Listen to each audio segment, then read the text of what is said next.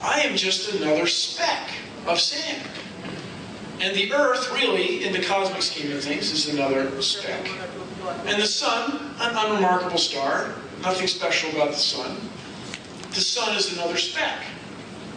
And the galaxy is a speck. I'm a speck, on a speck, orbiting a speck, among other specks, among still other specks, in the middle of specklessness. I am not, I am insignificant, I suck!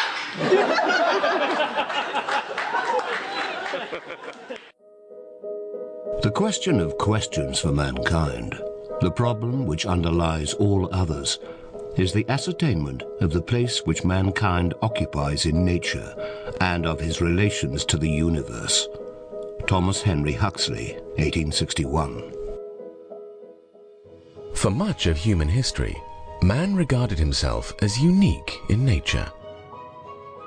For ancient Jews and Christians, humans were viewed as created in the image of God, the crown of the created order.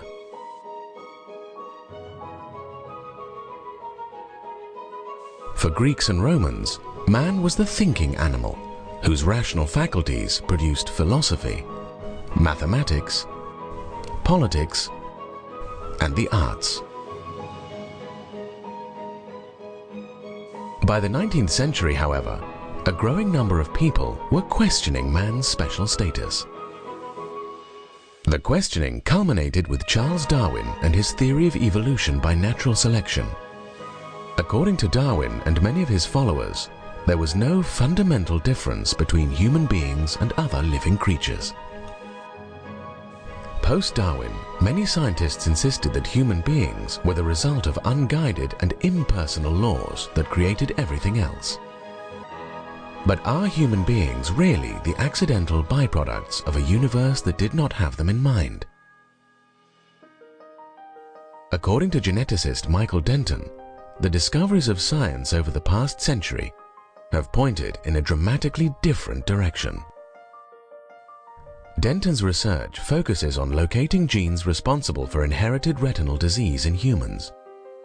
This research led to the identification of the gene used in the first successful gene therapy for inherited blindness at Moorfields Eye Hospital in London.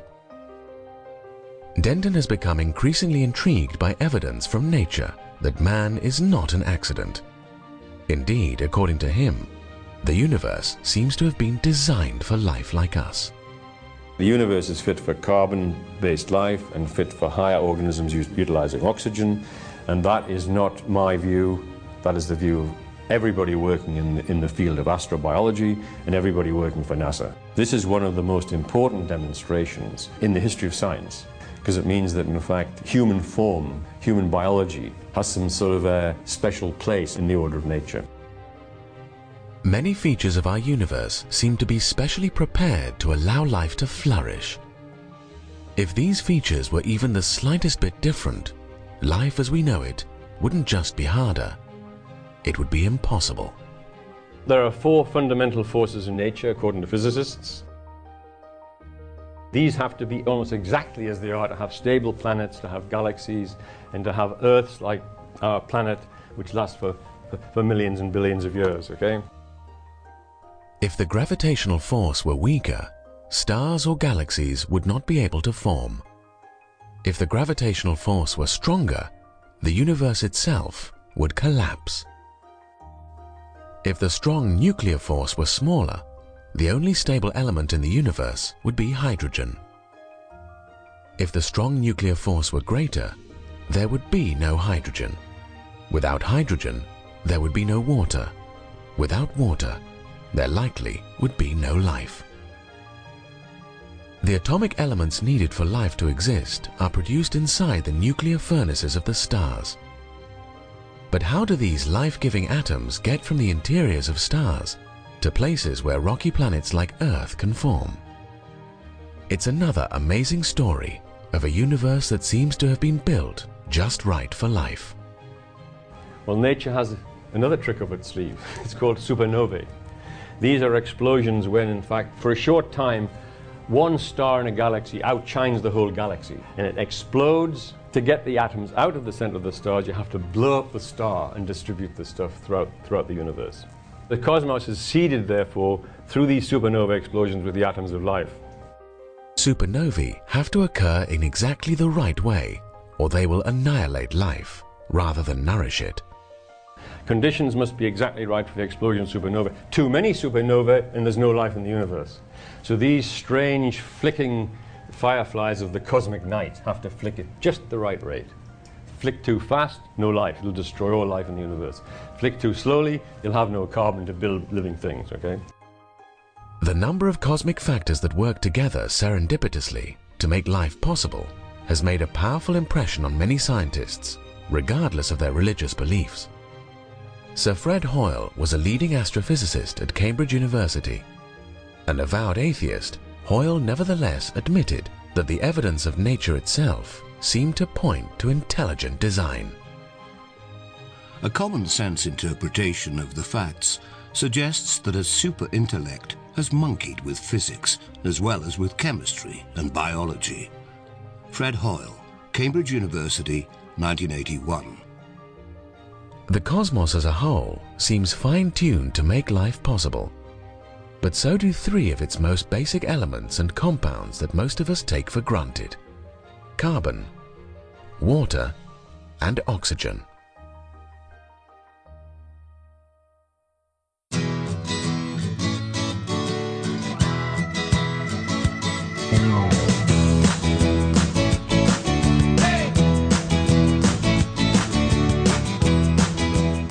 Carbon is the key atomic building block of all organic matter, the basis for the molecular machines inside our cells, for the petals of flowers and the bark of trees, for the antlers of elk, and for the skin of a newborn baby. Carbon has an enormous and unique capacity to form multiple yet stable chemical bonds, both with itself and with other elements. In theory, carbon can form a virtually infinite number of different chemical compounds. More than 65 million carbon compounds have actually been identified, with more being discovered all the time. If you look at the properties of the carbon atom, it's the only atom in the periodic table, really, that you can build lots of different, a vast diversity of complex chemical compounds with. And I would assume that, like everybody else, like NASA and everybody now, that if you're going to build complex, self-replicating chemical systems, you're going to have to choose the carbon atom. There is no other known element in the universe that can substitute for carbon. If carbon were to disappear tomorrow, complex life like ourselves wouldn't just dwindle, it would cease to exist. Carbon is especially fit to make life possible in the environment found here on Earth.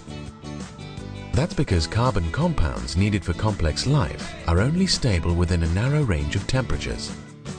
The range of temperatures that just happens to be found on our planet. If temperatures on Earth were higher, like on the surface of Venus, carbon compounds would no longer be stable, undermining both the creation and perpetuation of complex life. If temperatures on Earth were lower, like on Uranus, the chemical reactions creating carbon compounds would be so slow that life could not arise here for tens of billions of more years, if ever. Not only do carbon compounds make life itself possible, they make our current human technological civilization possible. From the vast cornucopia of carbon molecules that fill our planet, we obtain natural gas, petroleum, clothing, sugar, plastics, and anesthetics. Some have proposed that alien life forms might exist based on silicon rather than carbon. But most experts think that idea is the stuff of science fiction rather than science. In fact, the uniqueness of carbon has led one astrobiology textbook to suggest that if aliens were ever to visit the Earth, we should welcome them with carbon-based cakes rather than silicon-based rocks. I came here to give you these facts.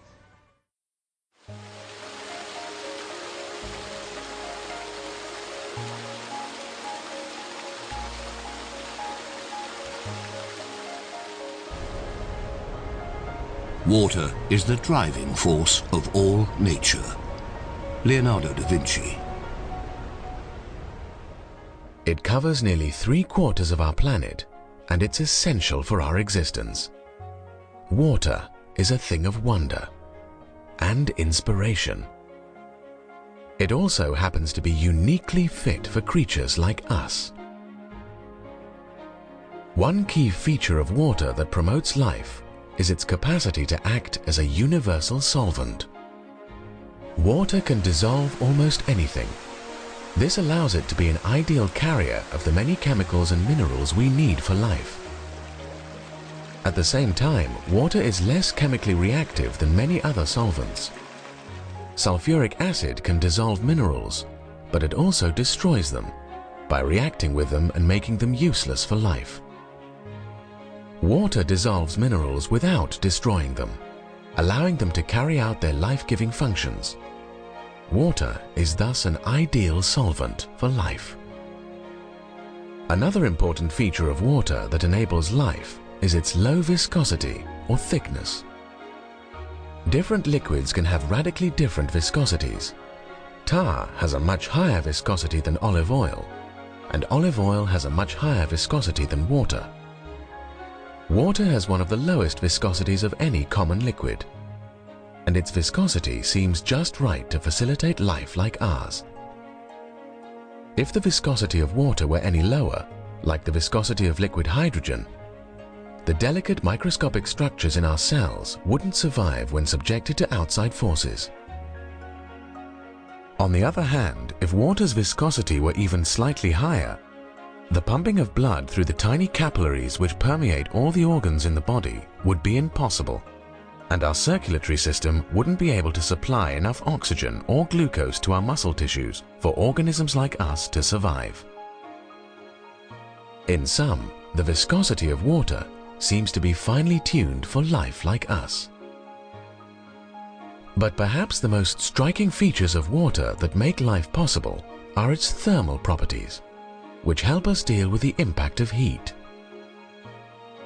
Many biochemical processes essential for life can only operate within a narrow band of temperatures.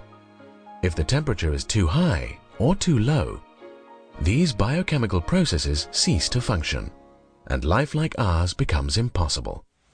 Thus, maintaining stable temperatures on the Earth and inside ourselves is essential for us to exist. Water is critical to maintaining stable temperatures. Water has a high heat capacity, which means that it can absorb large amounts of heat with only a relatively small increase in its temperature. You can see this in everyday life. Walk barefoot on sand on a hot summer's day and you'll likely burn your feet. Place your feet in a swimming pool during the same summer day and the water will only be pleasantly warm. Water's high capacity for absorbing heat helps both our planet and our bodies to maintain a stable temperature range.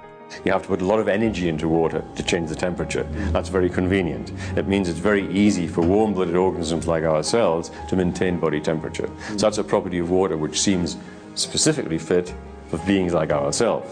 But there's another property of water which might even be more critical, and that is that in fact the evaporative cooling of water is one of the greatest of any fluid that's known. The human metabolism produces large amounts of heat that needs to be discharged, or the body will overheat and die. The evaporation of water through perspiration is one of the key ways our body gets rid of excess heat. Water is especially fit for the task of cooling us because it absorbs a large amount of heat when it evaporates. In fact, more heat is absorbed by the evaporation of water than by the evaporation of almost any other known fluid at ambient temperatures and pressures. Water is uniquely suited to help us shed excess heat in hot climates. When the outside temperatures exceed the level of your body temperature, other ways of getting rid of heat won't work. Because the only way to lose heat when the environment around you is reaching sort of 38 degrees centigrade is by evaporative cooling, because you can't radiate the heat out because the environment is 38 degrees, it's warmer than you, right? So it's absolutely critical to warm-blooded organisms like ourselves that the evaporative cooling of water is very high. It's one of the highest of any known common fluid. The high evaporative cooling of water appears to benefit humans more than any other animal. Being relatively hairless, humans lose heat through evaporative cooling more efficiently than any other mammal. Consequently, in the heat of the day, humans can exert themselves continuously for longer periods of time than other mammals. Another intriguing thermal property of water is its peculiar behavior when freezing. Most liquids contract as they freeze, making their solid form denser than their liquid form. Unlike virtually every other liquid, however, water expands when it freezes, making frozen water less dense than liquid water. That's why ice floats. This special property of water helps preserve it in its liquid state. If water acted like most other liquids, oceans and lakes would freeze from the bottom up until there was no liquid left. Most of the Earth would be permanently encased in ice, making life as we know it impossible. Instead, when ice forms on the top of water, it creates a protective lid that insulates the water underneath it from the cold, keeping it in its liquid state and preserving its ability to nourish life. Water makes our life possible not only through its own peculiar properties, but also through the way it operates in tandem with seemingly independent geological processes to recycle the elements required for life on Earth. Through the movement of tectonic plates and the action of volcanoes, the tectonic cycle pushes up to the Earth's surface the minerals and other elements needed for life. Then the hydrologic or water cycle dissolves these same minerals and elements through erosion and ultimately deposits them on the ocean floor, where the tectonic cycle can recycle them yet again. And these are two great cogs which work together.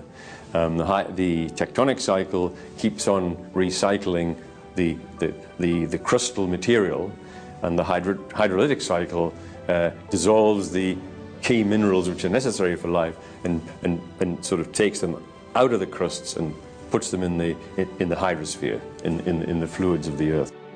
By working together, the tectonic cycle and the water cycle preserve the chemical and physical stability of the Earth's surface environment, enabling life to continue to flourish.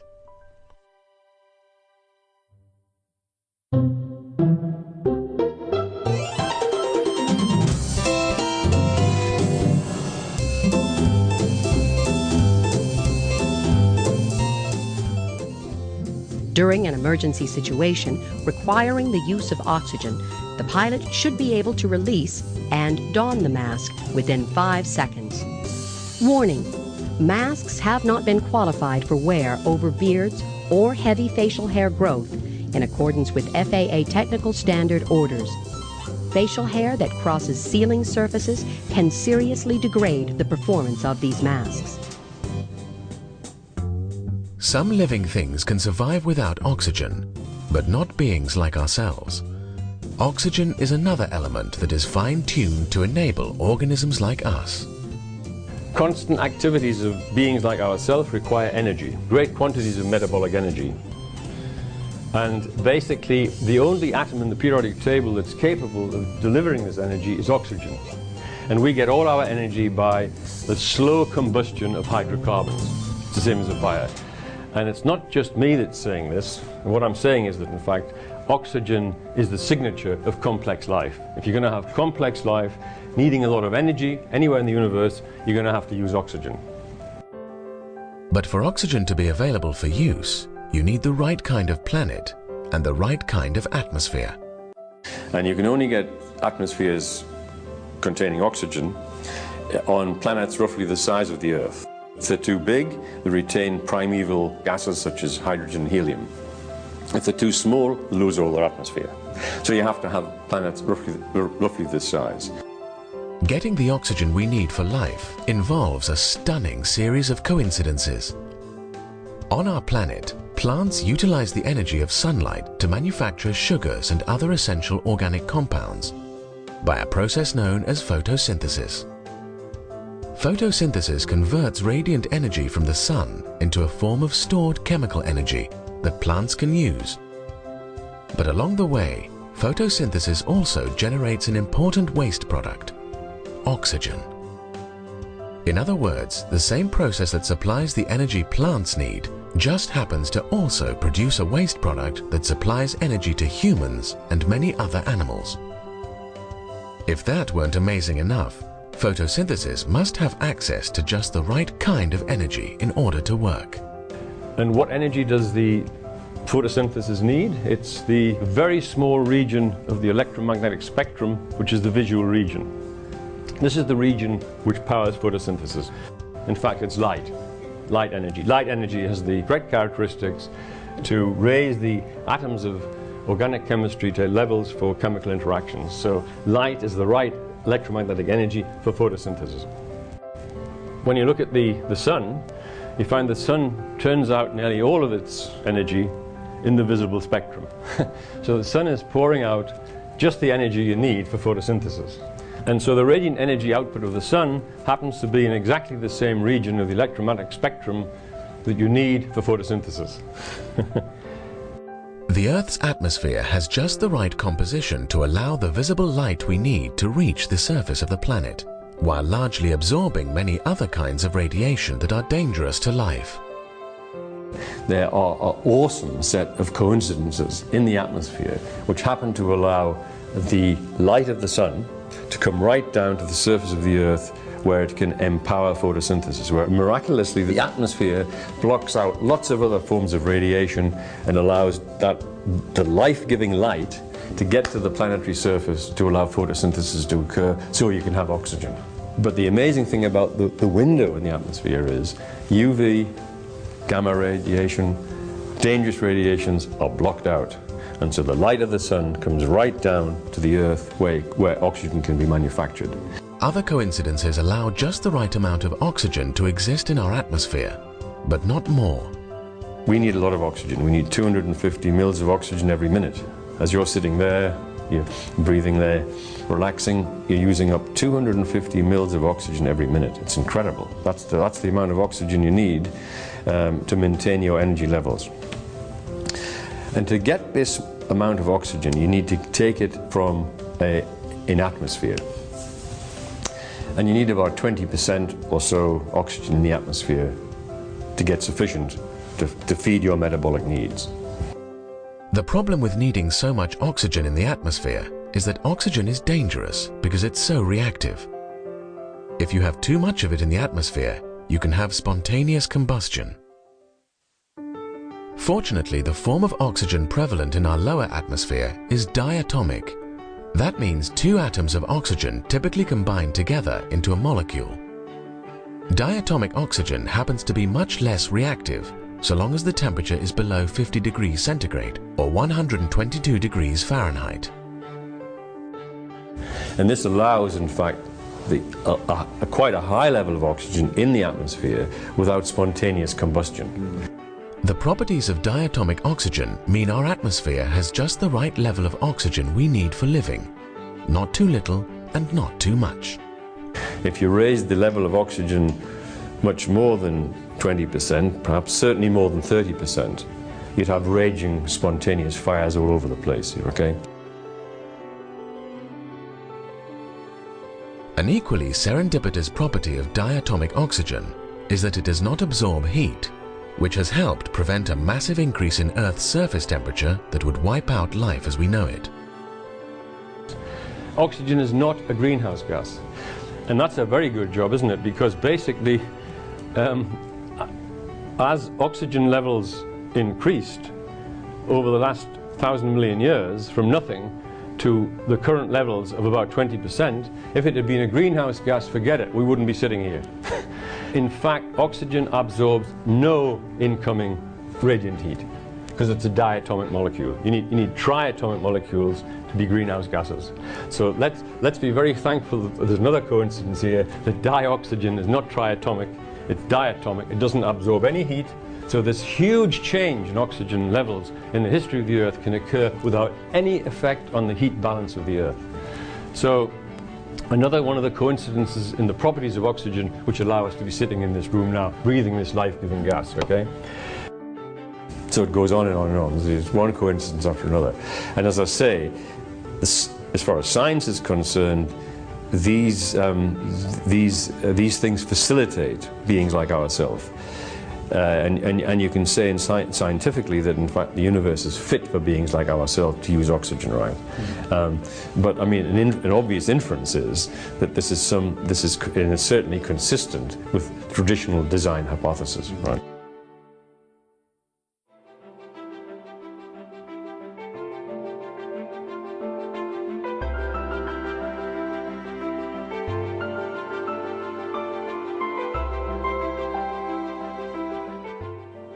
The levels of purpose built into nature boggle the mind. The same key elements and compounds which are so fit to make a self-replicating system are also fit to maintain a complex creature like us. The same key compounds which are so fit to make a replicating system are also fit to maintain a complex entity like yourself, and they're also fit, the same things, water, carbon dioxide and oxygen, that's also fit to maintain the stability of the environment on a planetary scale. Now that's amazing parsimony. There's wheels within wheels here. But is the exquisite design we see in the elements of nature just a fluke of natural history? Denton does not think so. He notes that carbon, hydrogen and oxygen were among the very first atoms brought into existence by the stars. Carbon is the building block of living things, and hydrogen and oxygen form water, the matrix of carbon-based life.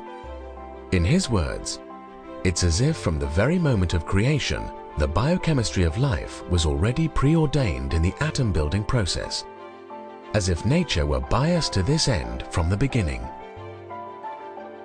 Humans are privileged to live on a planet where the very elements from which we are made seem pre-planned, not just for the existence of simple one-celled animals, but for large, complex, multicellular organisms like ourselves. Indeed, according to Denton, there are many ways in which humans have been endowed with unique benefits not found in any other animal. Our brains have intellectual powers, including mathematical reasoning, that far surpass the capabilities of other animals. The physical design of the human larynx enables us to utilize a much broader range of vowels and consonants than any other mammal, facilitating sophisticated verbal communication of complex ideas. The human hand is better adapted than any other known appendage for the intelligent manipulation of the physical environment.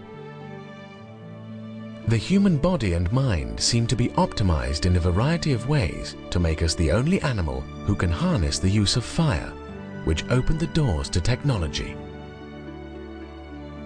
Finally, humans live on a planet that seems optimized for scientific discovery. Our clear atmosphere and location in the galaxy enable many of the observations that have fueled modern science. Humans are not only equipped with a potential for self-reflection and scientific reasoning, they were placed on a planet that allows for that potential to be fulfilled. Far from being insignificant specks living on an insignificant planet, humans are truly a privileged species, inhabiting a home that seems to have been prepared for their benefit. In my view, discovering the fitness of the universe, the unique fitness of the universe for carbon-based life and beings like ourselves is one of the major discoveries of 20th century science and one of the major discoveries of all time in the area of design, religion, science and all these sorts of things. The human form is something significant in the cosmic order, and that's a scientific finding. It's implicit in astrobiologists thinking about looking for carbon-based life somewhere else and looking for oxygen on a planet. The 20th century have shown that human form is not some irrelevance, not some freak of nature. It's deeply significant. For me, I can't think of any discovery that's going to come in the 21st century which could be more significant than this actually. It's a very significant finding.